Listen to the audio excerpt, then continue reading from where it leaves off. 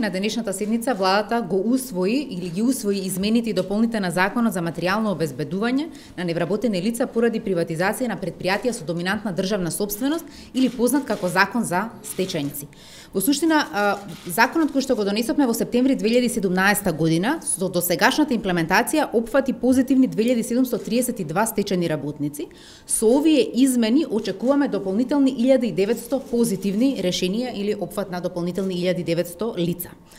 Што се олеснувањата во овој закон? Дополнително воведуваме можност да се опфатат и лица чии што работен однос бил престанат и по приватизација на предпријатието, но истото тоа предпријатие да го има истиот матичен број од кога било во државна сопственост и исто така работниот однос на лицето да почнал во времето кога предпријатието било во државна сопственост.